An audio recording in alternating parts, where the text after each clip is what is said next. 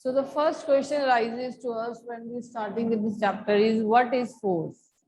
Yes, you can raise the hand. As you have already revised on Saturday, just drilling up you all with the question. Don't write in the chat box, rather raise your hand so that your confidence must be boosted up.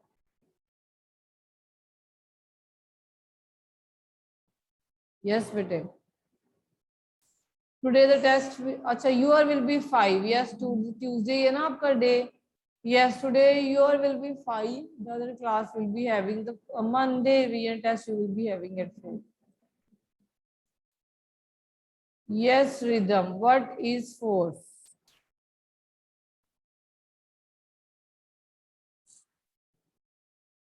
Yes, Rhythm, you can unmute yourself. And I want all the students to participate. You all are having real test today. I must see how much you are prepared with the test.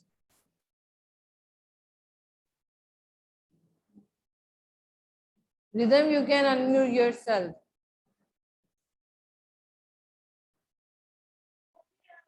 Force is a push or pull that changes the state of the object. Yes, the force is a push or pull that affect the state of the object. So next is what are the effects of the force? What are effects of the force? Rhythm will not give the answer. Now I want other student to give the answer of the same. So what are effects of force? Yes. Yes, Tanisha, you will give the answer. Tanisha, unmute yourself and give the answer, better.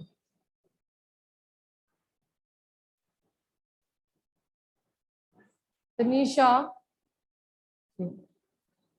I'm audible to you, Tanisha.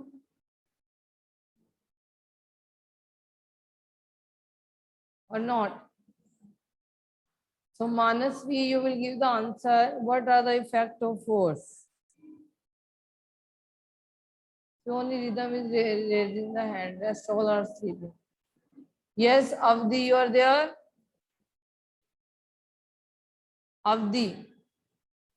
No one is there. Jant is now raising hand. Yes, Jant. The force can change the shape of the object. Force Yes. can move a object. Force can stop a moving object.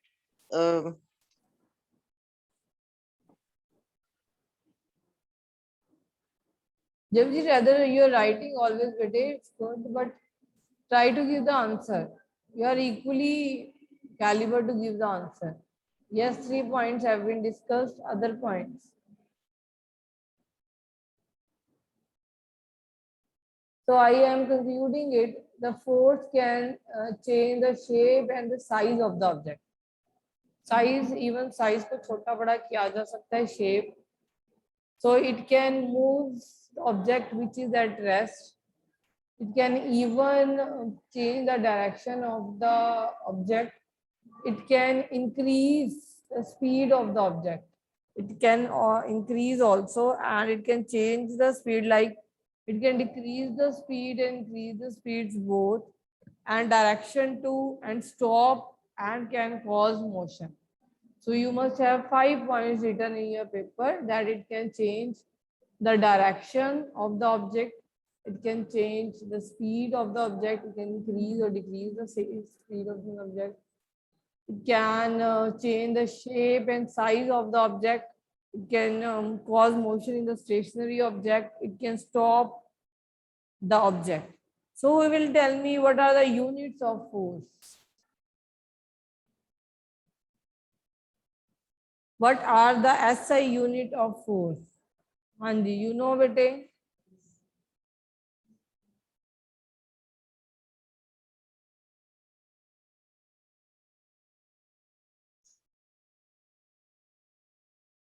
Yes, Japji, very good.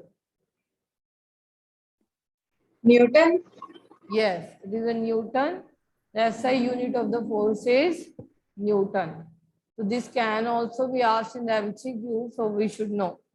So we know that बेटे when we will exert any kind of force, अगर दो बच्चे एक ही box को और दोनों बच्चों के पास एक ही पावर है, जैसे कि बॉक्स, ये बॉटल है, I am holding a bottle, बहुत बड़ा बॉक्स समझ लो, और अगर एक ही साइड से दो बच्चे मिलके जिनके पास बहुत पावर है इसको धक्का लगाएंगे तो मूव करेगा, और जितनी ज्यादा पावर लगाएंगे उतना ज्यादा मूव करेगा। अब दोनों बच्चों को मैंने ऑपोजिट डायरेक्शन में ऐसे खड़ा कर दिया, अब दोनों पावर लगा रहे हैं और दोनों के पास एक जितनी पावर है, क्या ये बॉटल मूव करेगी?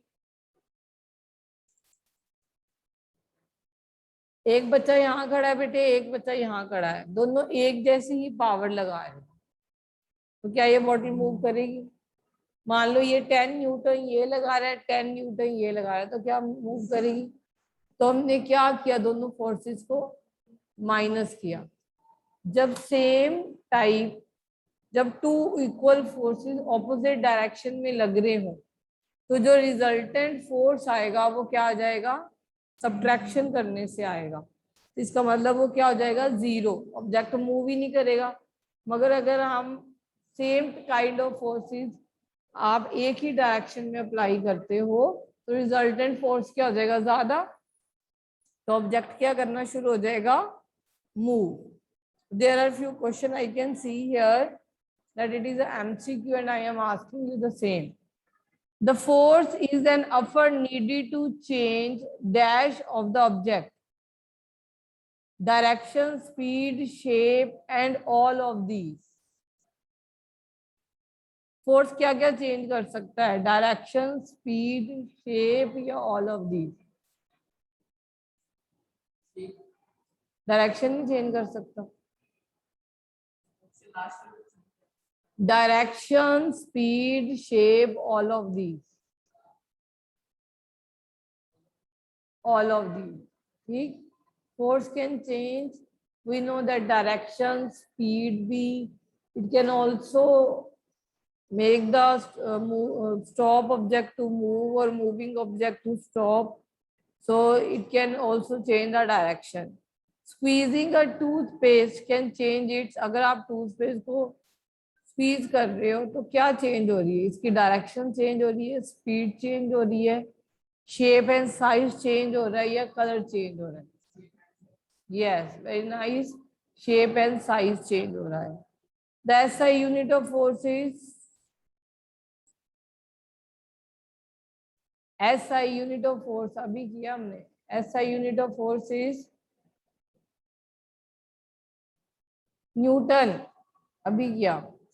When two forces act on object in same direction, when two forces act on an object in the same direction, the resultant force is calculated by dash of the forces, adding, subtraction, multiplying, dividing. बेटे same direction में दोनों लग रहे हैं, ये bottle को दो boys एक ही डायरेक्शन में पुश कर रहे हैं, तो हम ऐड करेंगे। मान लो 10 न्यूटन फोर्स मैं लगा रही हूँ, 10 न्यूटन आप लगा रहे हो, तो ये बॉटल ज्यादा मूव करेगी सेम ही डायरेक्शन में, तो टोटल फोर्स कितना अप्लाई हो रहा है बॉटल में? 20 न्यूटन। ठीक है, तो हमने क्या ऐड किया? हमने इनको ऐड किया, सब्ट्रैक्ट नहीं किया।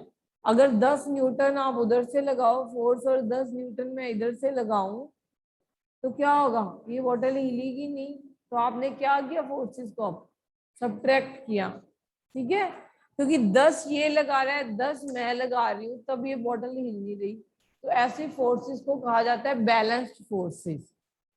ठीक है, मगर 10 मैं लगाऊं और आप 15 लगा दो तो बॉटल मेरी तरफ आ जाएगी कि नहीं आएगी? आएगी, चाहे ये फोर्सेस ऑपोजिट डायरेक्शन में लग रहे हैं। तो ऐसे फोर्सेस को क्या कहा जाता है? अनबैलेंस, जिनको बैलेंस नहीं किया गया, they are unbalanced. The total force applied on object is called resultant, opposite, same और final. कितना फोर्स आपका लास्ट में, जब एग्जाम के लास्ट में रिजल्ट आता है तो वो क्या आता है? सबकी ऐड होके आता है या सबका सब्ट्रैक्ट जो भी करके आता है, तो आपका क्या रिजल्ट आया? दिस इज अ रिजल्टेंट, कि आपका रिजल्ट आ गया। टोटल फोर्स क्या है अप्लाइड ऑन द ऑब्जेक्ट, उसका रिजल्ट है। तो ऐसे फोर्स को क्या बोलोगे आप? Resultant force.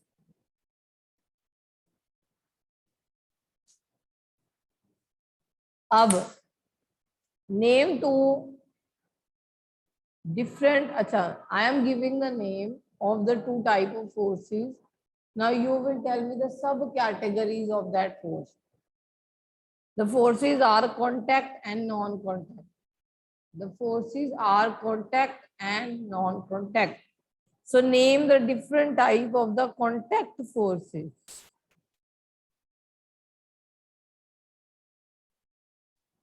Khyati, you can also raise the hand, bete. Rhythm, I will not ask you. Always Rhythm is giving the answer. Why? Yes, Khyati. Types of contact forces are muscular force and frictional force. Mechanical force नहीं करवाया आपको NCERT में? नहीं,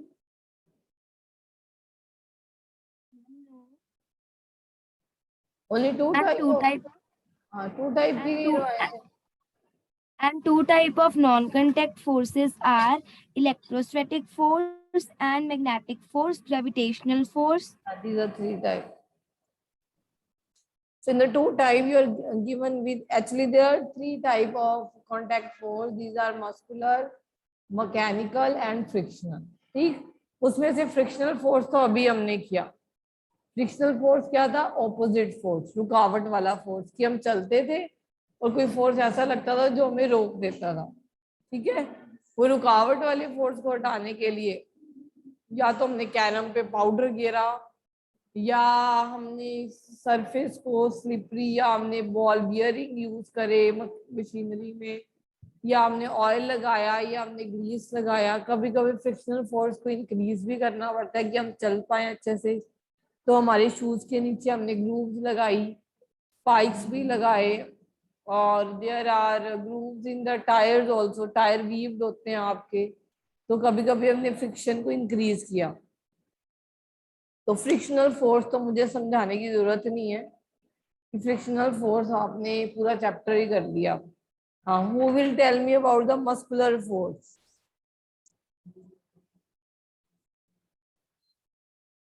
yes Japji.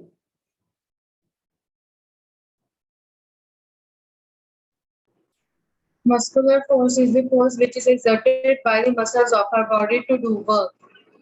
Due to the action of the muscles, this is called muscular force. So like I want to pick up a bucket, तो मैं अपनी muscle use करूंगी hand की कि मैंने बकेट को उठाना है, that is a muscular force. अगर कोई कार नहीं चल रही है, आप कार को धक्का लगा रहे हो, तो कौन सा फोर्स अप्लाई कर रहे हो? मस्कुलर। अगर एक एलिफेंट अपनी टस्क से कुछ उठा रहा है हैवी लोड, तो हम कौन सा वो फोर्स अप्लाई कर रहे हैं? मस्कुलर। ठीक है, एक मैकेनिकल फोर्स भी होता है जो एक मशीन अप्लाई करती है टू डू वर्क। एक तो हमने किया, हमारे अपनी मसल ने किया, कभी कभी मशीन भी तो करती है, दैट इज अ मैकेनिकल। जैसे कि हम कहेंगे जो बोट्स हैं, वो जो सेल बोट्स हैं, वो किसकी एनर्जी से, जो हम बोट्स में जाते हैं तो विंड की एनर्जी है, उनको धक्का लगाती है, और इससे क्या कहते हैं? बोट्स मूव करना शुरू हो जाती है, that is called a mechanical force. तो फ्रिक्शनल आप कर चुके हो। Now come to non contact forces, जिस फोर्सेस को हम कॉन्टैक्ट में लेके नहीं आए एक दूसरे के। ठीक है, तो you told me before that is magnetic, electrostatic and gravitational.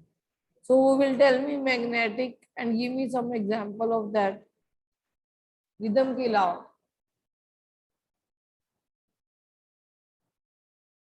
Jayant, Janvi, मानसवी, नवकरण, you all are sleeping? प्रगति, सक्षम, सोमिल। मैग्नेटिक के बारे में सिर्फ रिदम को ही पता है। Tanisha, Tushar, Viran, yes, Manasvi. Force exerted by the magnet on an object is called magnetic. force. Magnet जो एग्जर्ट करता है, तो हमने देखा हो मैग्नेट दूरी पे भी पड़ा हो और आप आयरन ऑब्जेक्ट पास में ले आओ तो अपनी तरफ वो अट्रैक्ट करना शुरू कर देता है। तो क्या ये मैग्नेट और आयरन एक दूसरे कांटेक्ट में आए? नहीं आए। विदाउट कनेक्शन बने से दूर दूर ही है तब भी फोर्स एक्सर्ट कर रहा है। That is why it is known as non contact forces. जो फोर्सेस दूरी से ही अप्लाई हो जाए, जिसके लिए आपको पास ना आना पड़े, that is called non contact forces.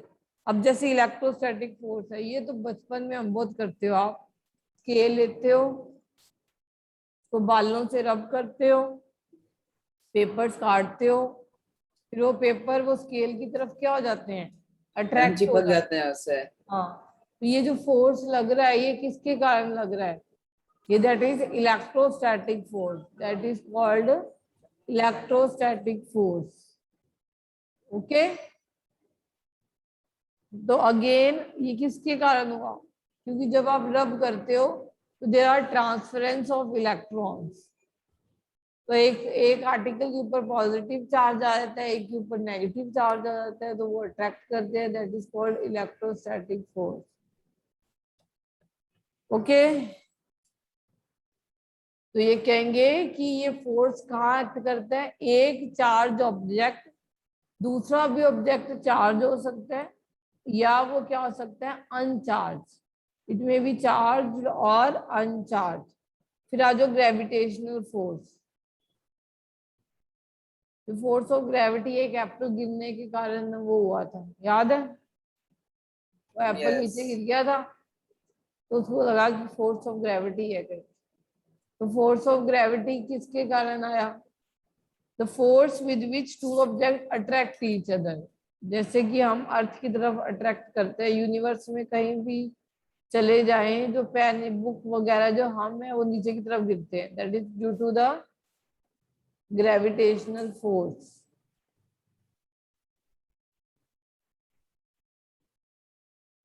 The force is due to the attraction between the earth and the object. Now next last is beta pressure. The time is running up and today you are having the revision test. That is why I am moving a bit fast. Okay? Now pressure. What is pressure? Pressure, Japji is writing pressure is force per unit area. Yes. हम diagram आएंगे test में। बेटा इस आज MCQ, आज आपका Google form आना है एंड आप अपनी अटेम्पटेशन के बाद हमारा जो 8th D ग्रुप है, you will send the screenshot there. You have attempted. You can view the score at that time and you will send. So what is pressure? ये देखो, pressure is the force applied per unit on a unit area. तो force divided by area, मतलब जितना area कम होगा उतना force ज्यादा होगा। जैसे कि मैंने वॉल में पिन घुसानी है, तो पिन में किस एंड से घुसाती है? जिसमें तीखे वाले से। दूसरे वाले एंड से अगर हम पिन घुसाएंगे, क्या वॉल में घुस जाएगी? नहीं घुसेगी। No. क्योंकि वहां पे एरिया ज्यादा हो जाएगा। जितना एरिया कम होता है, इंजेक्शन तभी लगता है कि नीडल का एरिया कम है, तभी वो प्रेशर लगाता है तो नीडल अंदर घुस जाती है हमारे। तो यही नीडल मोटी वाली ले लेंगे तो अंदर घुसेगी जल्दी से? नहीं घुसेगी। तो जितना एरिया कम होगा और उसके बाद जितना उसके ऊपर फोर्स लगाया जाएगा, उतना ज्यादा क्या हो जाएगा? प्रेशर ज्यादा हो जाएगा। ठीक है? मोटी स्टिक इतनी नहीं पड़ती जितनी पतली पतली पड़ती है बच्चों को, है? जब बचपन में स्केल आपने तो खाई नहीं, आपको तो सीबीएसई कहती है बच्चे बड़े नाजुक हैं, इनको कुछ नहीं कहना। तो हमारे सामने ये चीजें होती थी। स्केल टीचर सीधे नहीं मारते थे, टीचर ऐसे करके मारता था। क्यों? क्योंकि एरिया कम हो जाता था, फोर्स अप्लाइड उतना ही है, तो प्रेशर क्या हो जाता है? बढ़ जाता है।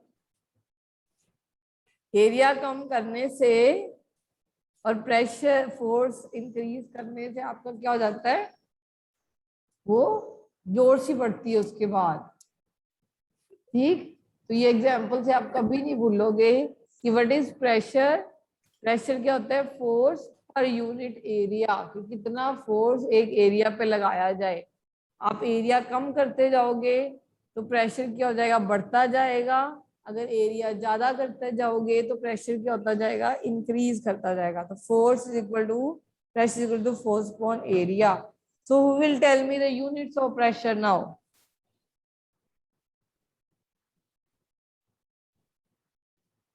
यस, अगेन वही हैंड रेज रहते हैं हमारे। प्रेशर पी से स्टार्ट होता है, इसका यूनिट N square स्टार्ट, हाँ, न्यूटन पर मीटर स्क्वायर भी कह सकते हो, या you can say pascals. PA. ठीक है, फोर्स, फोर्स की यूनिट क्या है? न्यूटन पर एरिया। एरिया क्या होता है? Metre square, Meter square. Newton per metre square. तो फैक्टर अफेक्टिंग द प्रेशर क्या है? फैक्टर अफेक्टिंग द प्रेशर, दो ही तो फैक्टर हैं। एक तो कितनी फोर्स लगाई है आपने, और उसके Force बाद applied and area. अगर फोर्स ज्यादा अप्लाई करोगे तो प्रेशर भी बढ़ जाएगा। ठीक है, अगर एरिया कम करोगे तब भी प्रेशर बढ़ेगा। अभी मैंने एग्जांपल दी, अगर दो टीचर्स हैं, एक का हाथ बहुत बहुत मतलब भारा है और एक का हल्का है, तो फोर्स कौन ज्यादा लगाएगा? जिसका ज्यादा वेट है। तो प्रेशर किसका बढ़ जाएगा? जिसका फोर्स ज्यादा है। अब दोनों ने स्केल को क्या कर दिया? ऐसे कर दिया, पहले ऐसे था, अब ऐसे कर दिया। अब फोर्स तो जो मोटा है वो उसका ही ज्यादा लग रहा है, हाथ भारा है। अब जिसने स्केल को ऐसे कर दिया तो अब क्या हो जाएगा? प्रेशर बढ़ जाएगा। एरिया क्यों हो गया कम? एरिया कम होना चाहिए, फोर्स ज्यादा होना चाहिए, तभी आपका प्रेशर ज्यादा लगता है। घर में पानी की नोजल में से पानी भी अगर आ रहा हो, घर में भी एग्जांपल देखो, जब आप पानी निकाल रहे हो तो पाइप की जो नोजल है उसको अगर आप बारीक कर देते तो कितनी प्रेशर से पानी आता है। कार की वॉशिंग करवाने जाते हो तो वो नोजल अगर हम वहां पे एरिया कम कर देते तो कितनी प्रेशर से पानी बाहर आता है। वही नोजल का एरिया अगर बढ़ा दें तो कितना कम प्रेशर से पानी आता है। तो जितना एरिया आप कम करते जाओगे उतना ज्यादा आपका प्रेशर बढ़ता जाएगा। इसके ऊपर आपके न्यूमेरिकल्स भी हैं। न्यूमेरिकल करवाए थे मनदीप मैम ने सैटरडे को? Haven't done numerical? चलो हम पहले चैप्टर फिनिश कर लें फिर करते हैं। सो अब आप क्वेश्चंस बताओ बेटे। Which of the following is contact force? Muscular, magnetic, electrostatic or gravitational?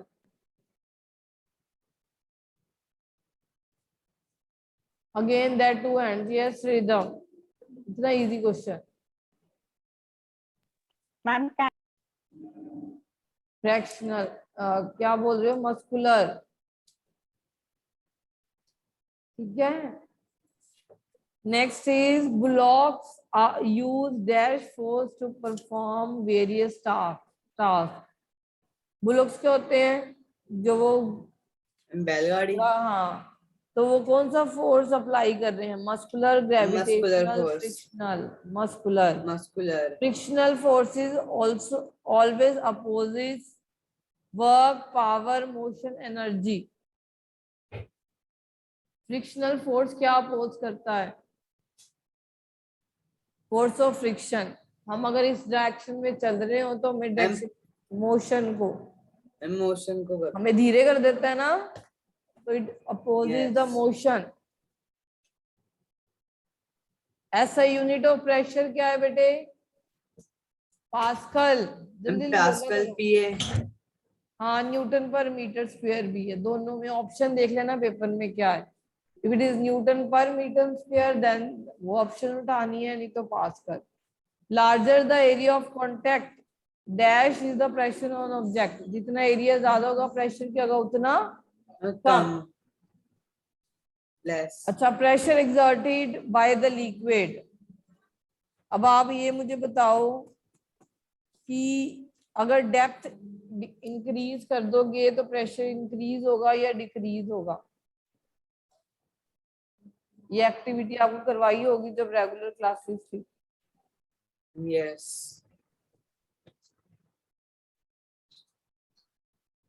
है तो बताओ मुझे, डेप्थ अगर इंक्रीज कर दोगे, एक बॉटल है, ये देखो बॉटल है, इस बॉटल में मैंने एक छेद यहाँ किया, एक यहाँ किया, एक यहाँ किया, 3 होल्स कर दिए और ये बॉटल ऊपर तक भरी हुई है, तो किस होल से पानी सबसे ज्यादा प्रेशर से बाहर आएगा? मैम जो सबसे नीचे है। लास्ट वाली से। Yes. क्यों ज्यादा आएगा?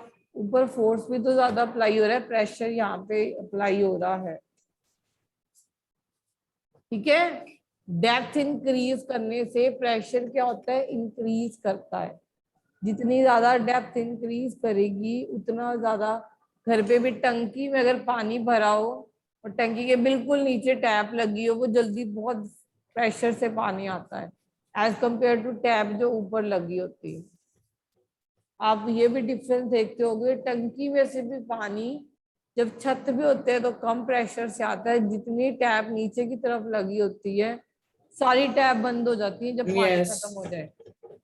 Yes. और वो टैप में पानी आता रहता है जो बिल्कुल नीचे लगी होती है, वो हम ट्राई करते हैं भी इसमें बूंद बूंद पानी आ रहा है कि नहीं आ रहा।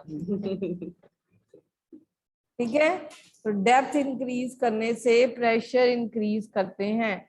तो प्रेशर को मेजर करने वाला कौन सा इंस्ट्रूमेंट यूज करते हो आप? Manometer. That is manometer. Manometer वो इंस्ट्रूमेंट है जो कि आप प्रेशर को मेजर करने के लिए यूज किया जाता है। अभी ये एप्लीकेशन है लिक्विड प्रेशर की। क्वेश्चन पूछ रहे हैं आपसे, wall of the dam is made thicker at the bottom, why? अब ये वॉल है, ये डैम की वॉल है ना सामने, तो नीचे से ये मोटी होती है, ऊपर से पतली। अभी हमने किया, नीचे की तरफ क्या होती है? प्रेशर ज्यादा। मान लो कि पानी बहुत भर ताकि वो गया। पानी के प्रेशर को विथस्टैंड कर सके। हाँ, कि वो प्रेशर को क्या कर ले? विंड स्टैंड कर ले। अदरवाइज अगर वॉल पतली कर देंगे तो तोड़ के बाहर आ जाएगा पानी। तो जो Yes. नीचे वाली वॉल है वो बहुत मोटी, बहुत थिक बनाई जाती है। मतलब ये तो कॉमन वॉल्स नहीं होती, पता नहीं कितने को ईंटें लगा के बनाई जाती हैं। Water supply tank is place at high place in the building. घर पे देखते हैं हम, टंकियां हमारी पानी की ऊपर लगी होती है, नीचे थोड़ी लगाते हैं, ऊपर लगाते हैं ना। क्यों? क्योंकि जितनी हाइट ज्यादा होगी उतना प्रेशर इंक्रीज करता जाएगा। Greater the height the pressure of wall will be large enough. ठीक है, ऊपर से आप पानी घेरते हो, आप सोचो, खुद सोचो, ग्रेविटेशनल फोर्स भी लगता है, वो ग्रेविटी Yes. जल्दी खींचा जाता है।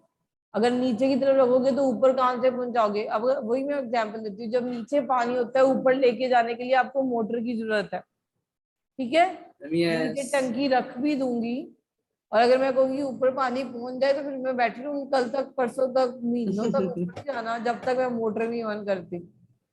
मोटर करेंगे तभी ऊपर भरेगी, मगर जब ऊपर कोई टंकी भरी होगी हमें मोटर की जरूरत ही नहीं पड़ेगी, क्योंकि वो ऐसे प्रेशर में अपने आप नीचे प्रेशर आए। से नीचे आ जाएगा जहाँ उस जगह मिलेगी पाइप से। ठीक है, फिर लास्ट टॉपिक जो मुझे दिख रहा है दैट इज एटमॉस्फेरिक प्रेशर।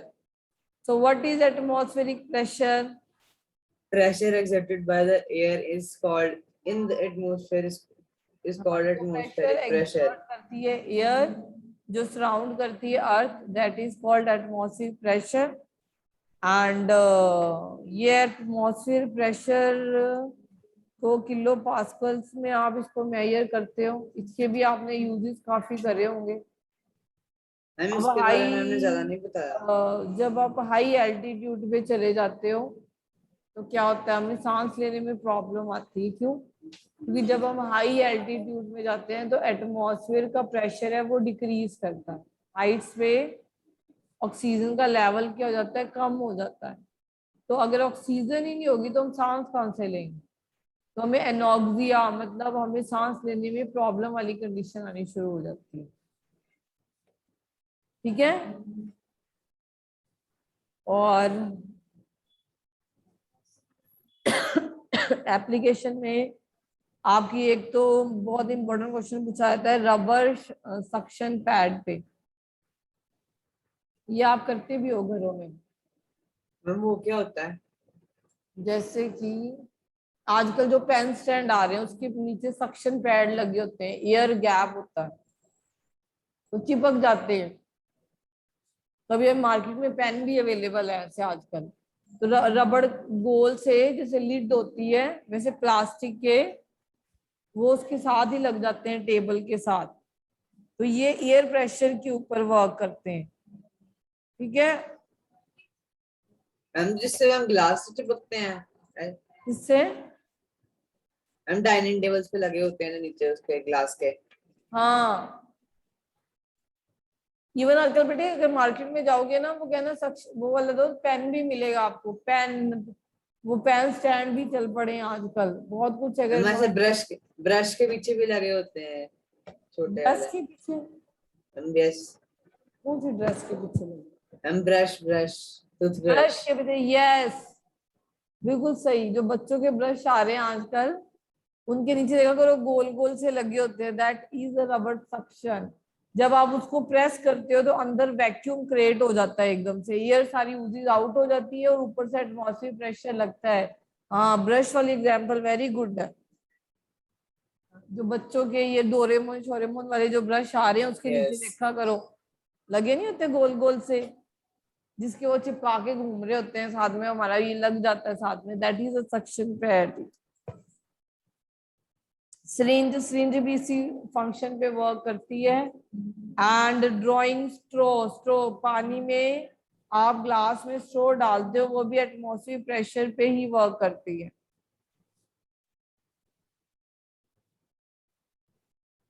हाँ जी, any doubt? Nose bleeding, yes nose bleeding इसी के कारण ही होती है जो हाई एल्टीट्यूड पे होती है। Any doubt you can ask, this is left 2 minutes and today you are having the revision test.